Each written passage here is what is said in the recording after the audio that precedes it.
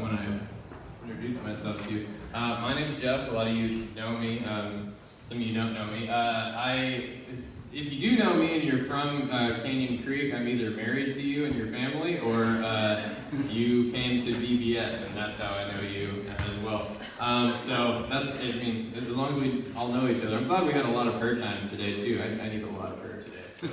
Anyway, if you have attention deficit disorder today, I want to say I feel for you, having it myself, and if you do, this is the message for you. Great.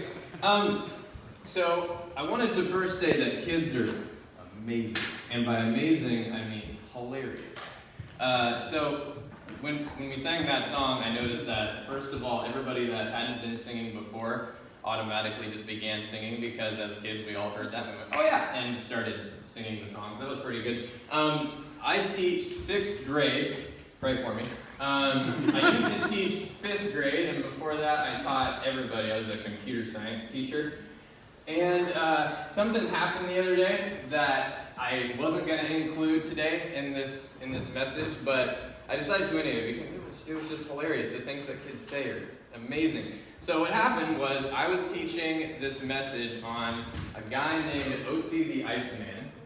And if you don't know Otzi the Iceman, it's not a fictional character in children's programming that you should not let your kids watch. It's a guy that was basically buried in ice and stayed there in an ice cube almost for a good 5,000 years. And after he, of course, this is like a Stone Age man, right? And after he was unearthed, I guess 2 hikers were in the Alps in Europe, and they were hiking along as you do, and they had ice axes because it's the Alps and there's ice. And so as they were walking along and stuff, a guy, I'm just imagining what happened, this is not really the correct story, but a guy was swinging his ice axe and he made contact with something that was neither rock or ice or anything else, and it was a kind of a gruesome thing. I was going to include a picture, but you know, there are people that just ate, so we're not going to do that. It looks like a person that got trapped in like a flow of ice, or like a pool of some sort, and they're trying to get out, but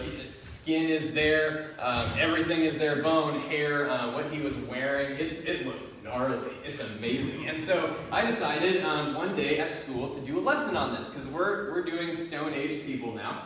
And my kids, it was either work on your really boring essay that you're writing because Mr. Barrett told you to, or do this. So I decided to do that because it was Friday, and the looks I was getting during reading time were... And so I decided, you just wait, it's going to be great. So I started telling them the story, and then they got out their interactive notebooks, which is a really interesting name for their notebooks, and they started diagramming this guy that was frozen in ice. And so the kids' drawings were hilarious. They had like a skeleton in there, and there was just his hair sticking out in tufts. It was crazy. And I started diagramming it on the board, and I started telling them, hey, so this is the stuff that they found with Otzi the Iceman. First of all, he had all his equipment with him. He had a whole bunch of arrows that were unfinished, some that were finished. He had a quiver to put the arrows in. He had a bow, of course, to shoot the arrows. So we're assuming this dude was a hunter of some sort. And the kids are with me. Yeah, that's probably what I would do. And so I kept going, and I went, all right. And he had winter clothing on because, you know, this was the end of the Second Ice Age. And as it was the end of the Second Ice Age, it's cold. And so at the end of the Second Ice Age, it's still the Ice Age, we wore a lot of clothing made out of animals. And so that was all found with him too. Kids are writing this, yeah, it sounds good. And then I said one more thing. Oh, by the way, did I tell you? He didn't die by just hypothermia or freezing out there. He was shot in the back. And all the kids went, ooh, it's a murder. And they started writing this down. And there's an arrow that they found embedded in this guy's right shoulder blade, I want to say. Maybe it's the left shoulder blade. If you know the story, just disregard this. But left or right shoulder blade, one of those. It's between the shoulder blade and I think his clavicle, and it pierced one of his arteries, and so he bled out. It was one shot, and he was toast. What's even more interesting is that, yeah, he was shot in the back by someone, but his right hand was also pierced all the way through, supposedly by some sort of knife or something like that. So I told the kids that too, but oh man. and they're writing it all down and stuff. And I said, oh yeah, and also, with all his equipment, he had a Bronze Age axe. So this was the end of the Stone Age, meaning people were done making stuff with stones, and some guy was, I'm guessing, or could be a lady, I don't know, was found a little shiny thing in a rock that was known as bronze, and they decided to burn the heck out of it and make bronze, and actually just pour it into something, or mold it however you would, and make a really cool axe that did not get dull as it would when you used a stone. And so this was this totally rewrote the book for scientists, by the way. They all thought that 1,000 years should have gone by before people like Otzi the Iceman had tools like this, when in fact, I guess they had them. And so this completely rewrote their perception. So I told the kids about this cool axe that was found with him. And then I proposed the question to them. I said, all right, you are forensic investigators now. Tell me who killed Otzi the Iceman. Get in your groups, and the kids are getting in groups, and they're all and stuff. And kids are naturally competitive, and so I didn't even tell them to be silent about this, but they were, because they didn't want other teams to know what their team came up with, you know. But they were still doing this. That team says that his friend killed him. And these are our ideas now. And so we're going along, and things are going great, and I'm pretty sure everybody's got an answer. And I start listening to answers. So someone says, oh, you know, he fell and he was just real bad with arrows, so he had one, he was walking around like this, and he falls over and stuff, and it somehow gets embedded in his back. And the rest of the kids to this, they're really trying to be diplomatic and nice. They look at the kid and go, what? And so we keep going, and more kids start talking, and finally, I think we're to the end of it. It's almost time to go, and I'm like, all right, guys, grab your stuff. And there's a girl in the back. And we're just going to call her Sarah. Sarah's sitting in the back, and she has this rather disgusted look on her face. And Sarah, being a very nice individual, I don't know, why Sarah has a disgusted look on her face. So I call on her and say, Sarah, I notice you have a disgusted look on her face. This made the disgusted look more disgusted, by the way. And she said, yes, Mr. Barrett, it's obvious how this dude died. And I said, Sarah, how is it obvious how this guy died? And Sarah says back to me, well, Mr. Barrett, did you notice that this guy had the equivalent of a space-age weapon? He did. He had the really cool axe, remember? He had a really great axe and things. Why didn't the person that killed him take his axe? I think it's because not only did the person who killed him know him, but also didn't take any of his stuff, because if they had gone down to the village with Otzi's stuff, everybody would have gone, oh, and gone, no, obviously you killed Otzi. She just took apart the theory that scientists came to. Yes, I read it. Scientists came to her exact theory, and it took them 10 years, and it took an 11-year-old girl 25 minutes.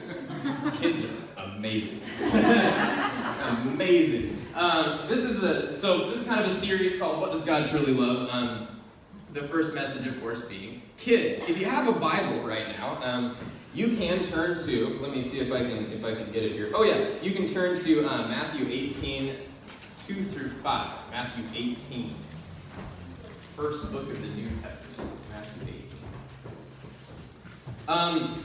The apostles, Matthew through John, wrote down basically all that Jesus said, but it's in different, it's sort of fragmented. Sometimes it's in different sort of language than he might have used, because some of the game telephone, when you tell something to somebody and they tell it to somebody and they tell it to somebody else. Well, the same thing happens if my best friend Chris were to come in here and tell me something and then I reiterated it back to you. It would have sounded a little bit different, but the purpose is all the same. So I like what Matthew says, though. I like the way he says this. He's talking about Jesus. And he, Jesus, called a child to himself and set him before them and said, truly, I say to you, unless you are converted and become like children, you will not enter the kingdom of heaven. Big deal. Whoever then humbles himself as this child, he is the greatest in the kingdom of heaven. And whoever receives one such child in my name receives me. So I want to point your attention back to that last part, because whenever a pastor or teacher of mine were to get up and tell me this whole thing, they always left off the end. Let me read that for you again. And whoever receives one such child as this, in my name, receives me. So not only should I be like a child if I'm going to follow Jesus, but he's also saying that whoever receives and cares for one such child in my name receives me as well. So it's a two-part thing. So my first point, it leads me to my first point. God loves kids, children, because they are a mirror of our relationship with the Father. Our relationship with our Heavenly Father is exactly like kids and their relationship to us. Now I want to pose just a quick caveat right now. I am coming to you today as a teacher. So all my observations toward you and about kids will be as a teacher. That's where I'm coming from right now. All right. So there was another kid that comes to me about, I want to say, a month ago. And this is a kid I had last year as a 6th grader, and she comes to me this time as a 7th grader. And as a 6th grader, she had a problem with grades and keeping them. And so she comes to me this year at the beginning of the year. She says, hey, Mr. Barrett, so I need your help. I've started playing volleyball, and to play volleyball and to stay on a volleyball team, you need to have good grades. And every student in here is like, yeah. And so she comes to me and says that, and I said, oh, right, that's a good thing to aim for, yeah. How can I help you? And she says, I want you to mentor me. And I immediately, I shied away like a horse that just encountered something very spiky. I went, what? Hold on. So mentor you. Talk me through this. And she went, okay, well, every day I've got B lunch, which is the second lunch at our school, and during that time, Mr. Barrett, you have 5th period, isn't that right? I said, yes. She said, all right, well then, if I were to come in, could you help me with my social studies stuff, because that's what we did last year.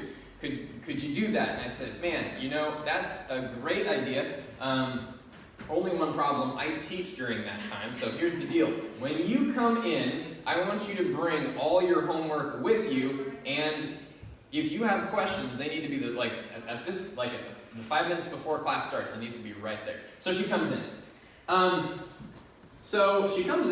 the first few weeks we're doing that. It's fine and everything like that. Basic things. But the kid is more driven this year. And I started really being surprised. Every day she came with this list of stuff that she had to do. And she also came with Post-it notes or sticky notes filled with questions for me. This kid did not exist last year. I was beside myself. I didn't know what to do. So I come to her about 3 weeks later and I said, hey, what is it with you this year? And because all I've been doing, I've been answering the questions, but then every once in a while I go over to her and I have a conversation like, hey, how's life? How are things going? How's home? And she said to me, well, Mr. Barrett, it's not what you're helping me with. It's that I just don't talk to anyone at home about life. And I almost cried right there on the spot, because that's crazy. This kid, first of all, dad is not in the picture. Mom really isn't either. And it has begun to be, what I was gathering, I guess, is that last year it became a little bit of a problem for her to even focus on school when her primary needs were not even being met. And that's, her emotional needs were not being met. And so I said, hold on, would it be better for you to come in and just talk about life, because it looks like you have straight A's? And she said, yes. So every day now she comes in, and sometimes it's at different times, like it's at the end of the day or something like that, and I will just sit there, honestly.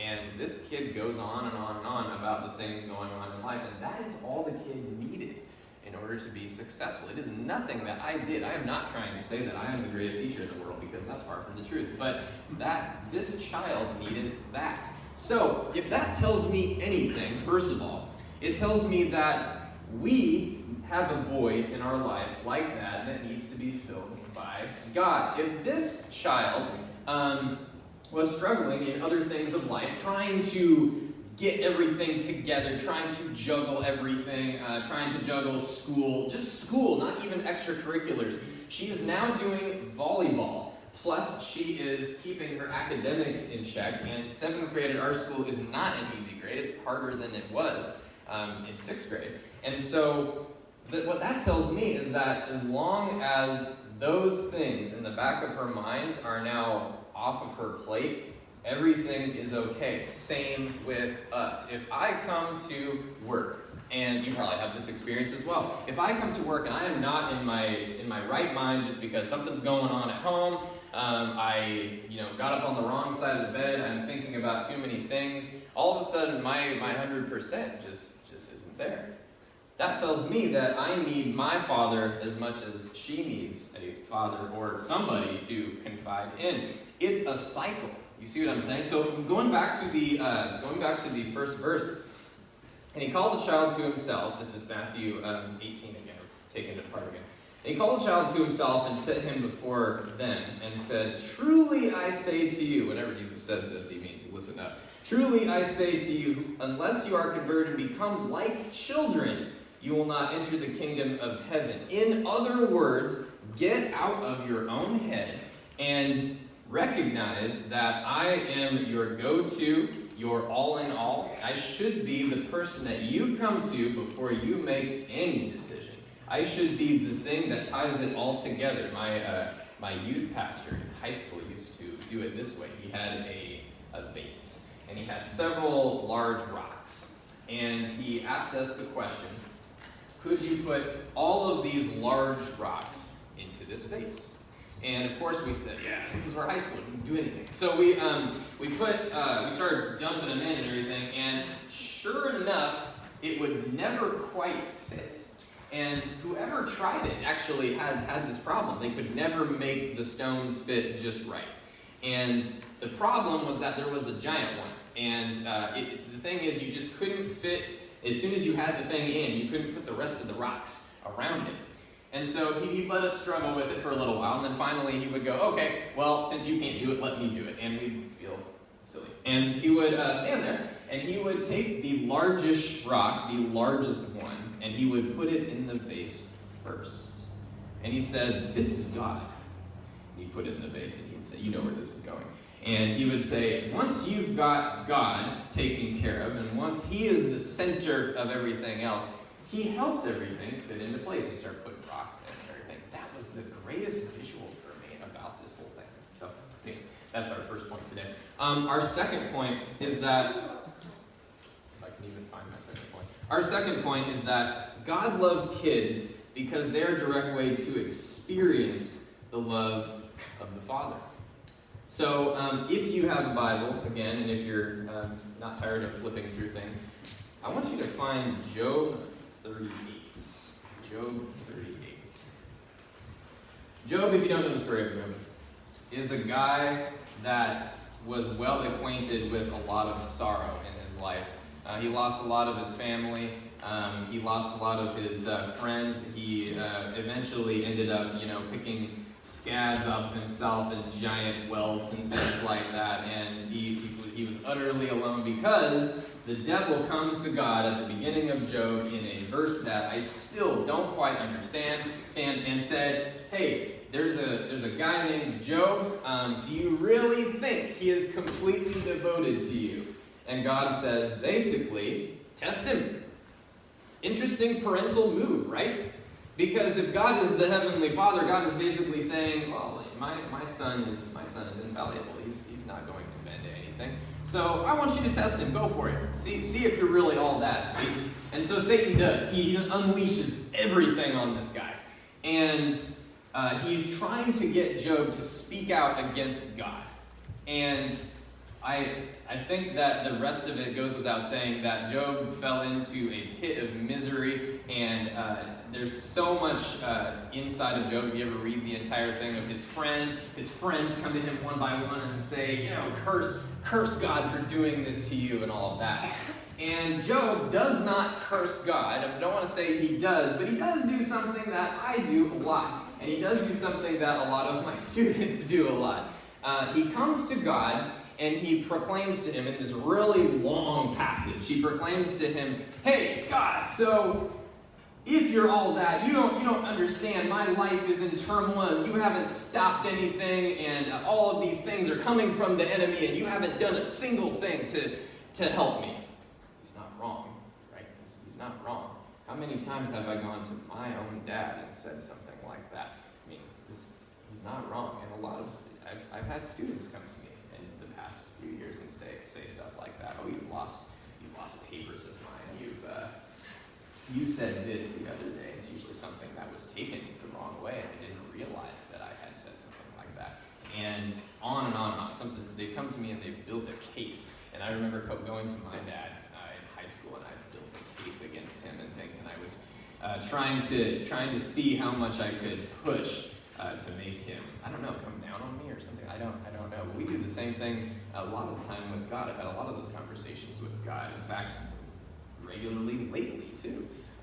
Life is kind of busy right now, and when it gets busy, you get more tired. When you get more tired, if you're me, you get more angry about being tired all the time.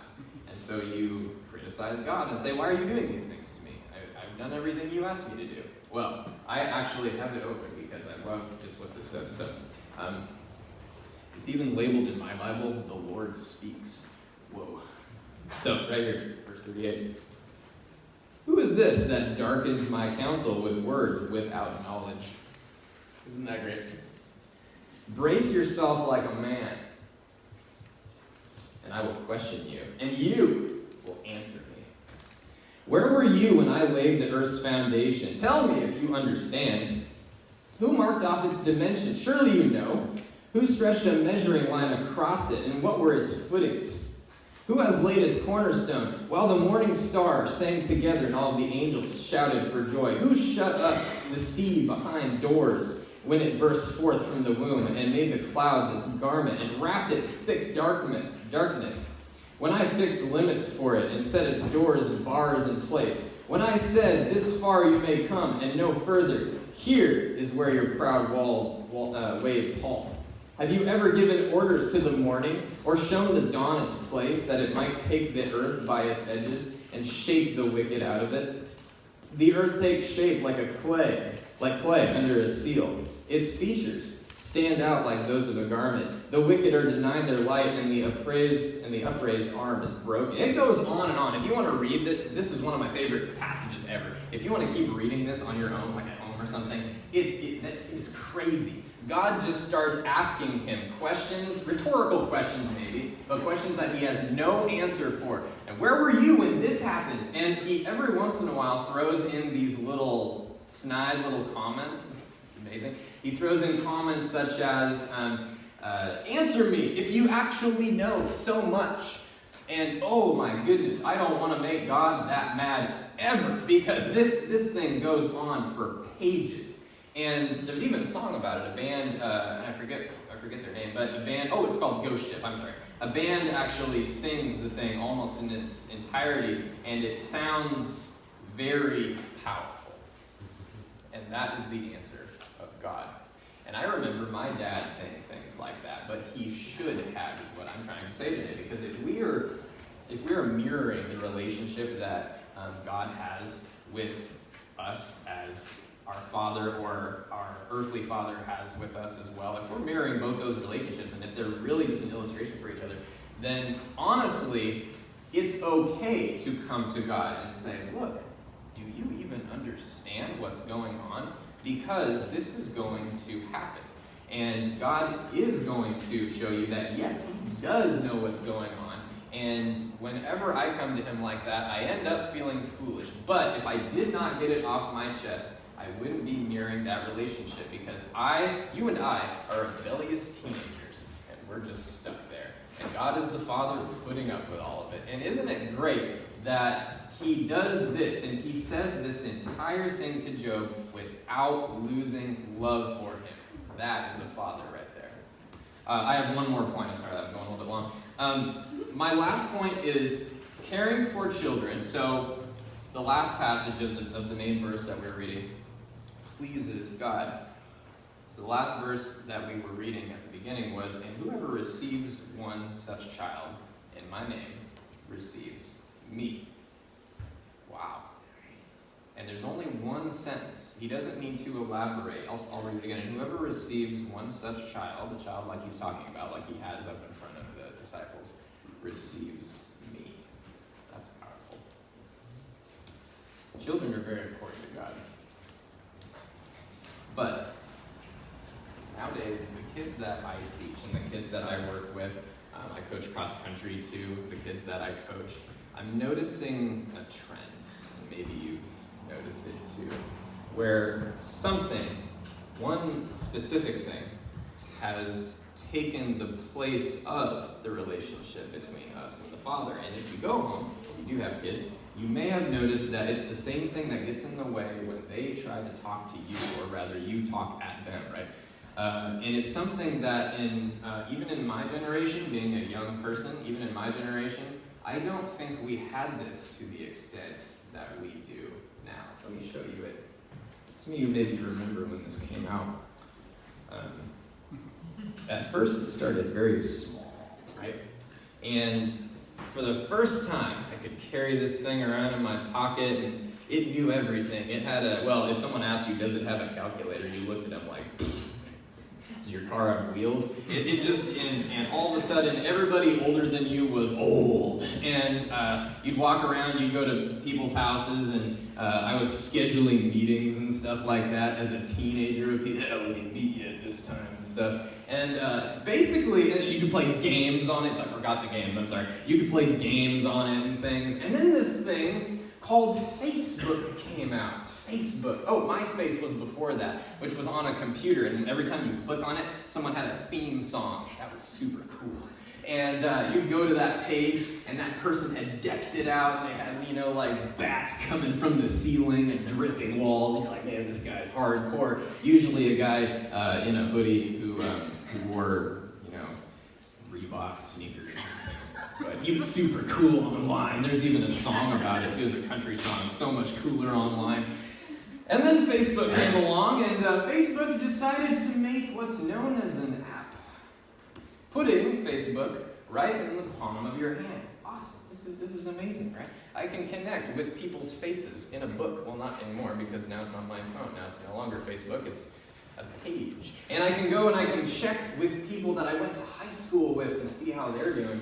And pretty soon everybody's taking pictures of food and their cool trendy boots that came out in October, and pumpkin spice. I do it too. And pumpkin spice, and pretty soon your entire, the entire timeline of your Facebook page is colored orange during fall because pumpkin spice everything, am I right? And then hashtags came along because it's not good enough to just have your friends see things. Now anybody can look up hashtag fall, am I right? It's a thing. And people can go to that page and see, ooh, look at that guy. He's holding a latte and he's staring at his shoes. Whoa. Yeah, well, that was Facebook, which became Twitter, which became Instagram, which became Snapchat. Should I go on? I don't think so. There's a thing coming in the way between my relationship with my own kids that I teach, your relationship with your kids, most likely, I don't want to project on you, but also our relationship with God. I want to show you for size comparison. This is what it started like. As Facebook and Instagram and Twitter kept going, phones began to get a little more large. Because not only, if you notice the first iPhone, and I'm sorry to my brother-in-law who will probably correct me later about this, but the first iPhone was, in my opinion, made to do this with. It goes in your pockets. Someone has texted/called me. It was made to do that, right? How am I supposed to do that with this? I mean, it still fits in my pocket, but sort of. And if I take it out, now everything is much larger. Everything has become much larger, in fact, and it has taken the place of relationships with my kids. Last year at my school, we had about 5 kids talk about suicide every week. 5 a week. It's a long year. We had several gun threats. In fact, all of them were posted online. There is a Reddit page. Reddit is another, if you're not into it, Reddit is a place that you go to read about things people post about. It's kind of just, it's called the front page of the internet. Reddit has a page called how to know that you need to bring a gun to school the next day. This is happening right now. I have students, I'm going to outdoor school next week with my 6th graders. I have 6th graders that have told me they have an anxiety disorder because they cannot be around their phone if they're around their phone for more than 10 minutes, they have anxiety about it. And they're serious. This is happening. I'm not going to tell you what to do with this information, is the thing. I'm not going to. But if we believe all the things that we've talked about, we know that there is an enemy out there, the same guy that attacked Job, and he is being allowed right now to attack us. And the enemy wants to do 3 things. You probably know about them: steal, kill, destroy, right? That's what he's here for. That's all he does. And we also know he's beautiful. He's an angel. He's a fallen angel. In fact, there's a verse talking about him falling from heaven like a lightning bolt, just a glimmer of brilliance. I don't think he's lost any of that, because in Scripture he's talked about as beautiful.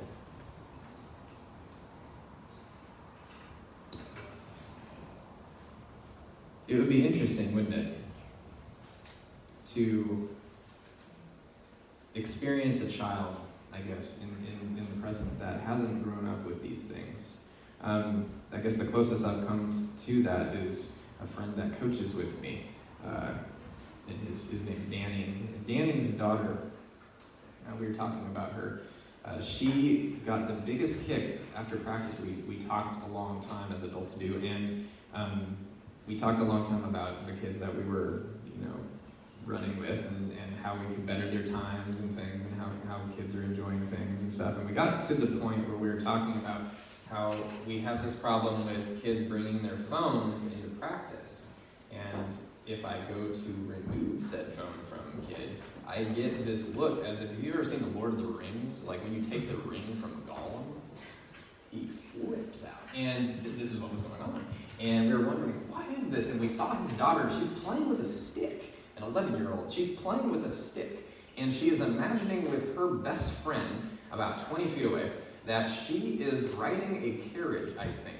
And like reenacting this scene from 6th grade where, like Egyptians, and I don't even know. And we were looking at these 2 kids, and I went, what is going on? And Danny looks at me and he says, Geoff, so when we first had our daughter, we decided that our relationship with her was more important than even TV. We don't even watch TV. I'm not saying don't do that, by the way. I'm not saying that. I love sports. But Danny decided to go down that road, and he said, my brother brought over some sock puppets the other day, and they had so much childlike wonder with those sock puppets. It was crazy.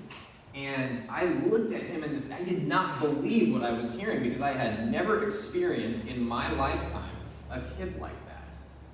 That's sad, isn't it? That's really sad. If you go back to the main verse, listen to this now that we've talked about this.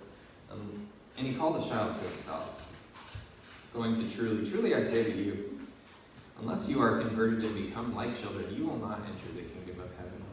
Whoever then humbles himself as this child, he is the greatest in the kingdom of heaven.